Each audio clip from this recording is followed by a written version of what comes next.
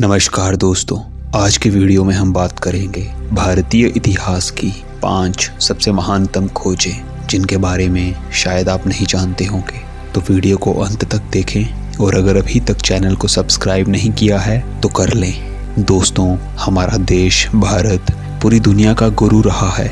भारत के बिना न धर्म की कल्पना की जा सकती है और न ही विज्ञान की। महाभारत और रामायण जैसे ग्रंथ ही अपने आप में संपूर्ण विज्ञान को समेटे हुए हैं। हमारे भारतीय ऋषि मुनियों ने ऐसी खोजें और जानकारी दुनिया को दी जिनके कारण ही आज आधुनिक विज्ञान का अस्तित्व है। थॉमस एडिसन ने भी अपनी किताब में लिखा है कि वे बिजली का आविष्कार ऋषि अगस्त्य द्वारा लिखे गए ग्रंथ अगस्त्य संहिता को पढ़ने के बाद ही कर पाए। हालांकि भारत में की गई अधिकतर खोजों को या भुलाया जा चुका है या उनका पेटेंट अंग्रेज अपने नाम करा चुके हैं। तो दोस्तों, आज की वीडियो में हम आपको 5 ऐसे ही खास आविष्कार और खोजों के बारे में बताने जा रहे हैं जिनका जन्म भारत में हुआ। अगर जानकारी पसंद आए तो चैनल को सब्सक्राइब करना ना भूलें। नंबर 1, शल्य चिकित्सा और प्लास्टिक सर्जरी। दोस्तों, प्लास्टिक सर्जरी के आविष्कार से दुनिया में क्रांति आ गई। पश्चिम के लोगों के अनुसार प्लास्टिक सर्जरी आधुनिक विज्ञान की देन है। प्लास्टिक सर्जरी का मतलब है शरीर के किसी हिस्से को ठीक करना।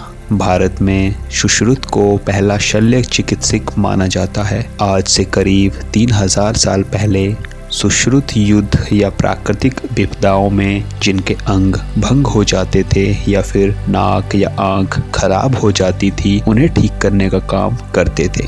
सुश्रुत ने 1000 ईसा पूर्व ही अपने समय के स्वास्थ्य वैज्ञानिकों के साथ प्रसव, मोतियाबिंद, पथरी का इलाज और प्लास्टिक सर्जरी जैसे कई तरह की जटिल शल्य चिकित्सा के सिद्धांत प्रतिपादित किए थे।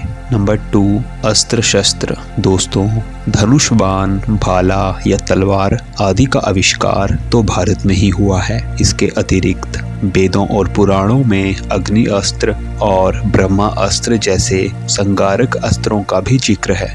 आधुनिक काल में परमाणु बम के जनक जे. रॉबर्ट ओपनहाइमर ने गीता और महाभारत का गहन अध्ययन किया। उन्होंने महाभारत में बताए गए ब्रह्मा अस्त्र के संगारक क्षमता पर शोध किया और अपने मिशन को नाम दिया ट्रिनिटी। रॉबर्ट के नेतृत्व में सन 1939 से 1945 के बीच वैज्ञानिकों की टीम ने यह कार्य किया और 16 जुलाई 1945 को पहला परमाणु परीक्षण किया गया। परमाणु सिद्धांत और अस्त्र के जनक जॉन डाल्टन को माना जाता है, लेकिन उनसे भी 2500 वर्ष पूर्व ऋषि कणाद ने वेदों में लिखे सूत्रों के आधार पर परमाणु सिद्धांत का उत्पादन किया था। भारतीय इतिहास में ऋषि कणाद को परमाणु शास्त्र का जनक माना जाता है। आचार्य कणाद ने बताया था कि कई तरह के द्रव्य होते हैं। विख्यात इतिहासकार T.N. ओलिव बुरक ने अपनी किताब में लिखा है कि अनुशास्त्र में आचार्य कणाद यूरोपीय वैज्ञानिकों से अधिक ज्यादा ज्ञान रखते थे। Number 3, button. दोस्तों, हालांकि मोटे तौर पे देखा जाए तो बटन एक मामूली सी चीज लगती है, लेकिन इसकी महत्वता कितनी है वो आप सबको पता है। सबसे खास बात यह है कि प्राचीन काल से लेकर आज तक बटन में कोई खास बदलाव नहीं हुए हैं। शर्ट के बटन का आविष्कार सबसे पहले भारत में हुआ था। इसके सबसे पहले प्रमाण मोहनजोदाड़ो की खुदाई से प्राप्त हुए थे। इन खुदाइयों में बड़ी मात्रा में ऐसे वस्त्र मिले जिनमें बटन लगे हुए थे। मोहनजोदाड़ो की सभ्यता आज से लगभग 2500 से 3000 साल पहले सिंधु नदी के पास अस्तित्व में आई थी।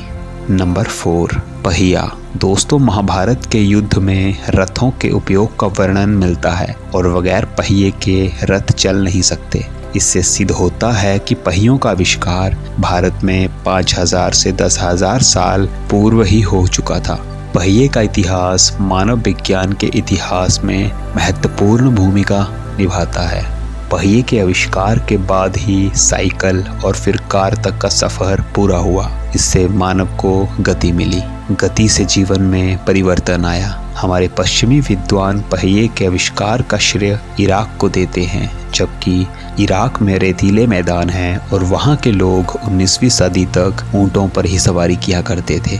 महाभारत के अलावा भी आज से 2000 से 3000 वर्ष पूर्व विश्व की सबसे प्राचीन सिंधु घाटी सभ्यता के अवशेषों से प्राप्त खिलौना हाथी गाड़ी भारत के राष्ट्रीय संग्रहालय में प्रमाण स्वरूप रखी हुई है। सिर्फ ये हाथी गाड़ी ही प्रमाणित करती है कि विश्व में पहिए का आविष्कार इराक में नहीं बल्कि भारत में हुआ था। नंबर 5, विमान। दोस्तों, इतिहास और स्कूल की किताबों में पढ़ाया जाता है कि विमान का आविष्कार राइट ब्रदर्स ने किया, लेकिन यह गलत है। ऐसा कहना तो ठीक है कि आज के आधुनिक विमान की शुरुआत राइट ब्रदर्स ने 1903 में की थी, लेकिन उनसे हजारों वर्ष पूर्व महर्षि भारद्वाज ने विमान शास्त्र लिखा था, जिसमें हवाई जहाज बनाने की तकनीक का वर्णन मिलता है। महर्षि द्वारा लिखित विमानिक शास्त्र में एक उड़ने वाले यंत्र यानी विमान में कई प्रकारों का वर्णन किया गया है तथा हवा युद्ध के नियम वह प्रकार भी बताए गए थे। उन्होंने विस्तार में लिखा है कि गोधा एक ऐसा विमान था जो अदृश्य हो सकता था, परोक्ष दुश्मन के विमान को नष्ट कर सकता था। जलदरूप एक ऐसा विमान था जो देखने में बादल की भांति दिखता था। स्कंद पुराण के अध्याय 23 में उल्लेख मिलता है कि ऋषि कदर्म ने अपनी पत्नी के लिए एक विमान की रचना की थी, जिसके द्वारा कहीं भी आया जाया जा सकता था। रामायण में वह पुष्पक विमान का उल्लेख मिलता है, जिसमें बैठकर रावण सीता जी को हर ले गया था।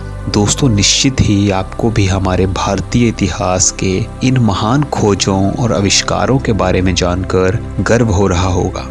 हमारी आज की वीडियो में दोस्तों बस इतना ही। वीडियो अच्छी लगी हो तो अपने दोस्तों के साथ ज़रूर शेयर करें और ऐसी और भी वीडियोस के लिए हमारे चैनल को अभी सब्सक्राइब करें। मिलते हैं अगली वीडियो में, तब तक के लिए धन्यवाद।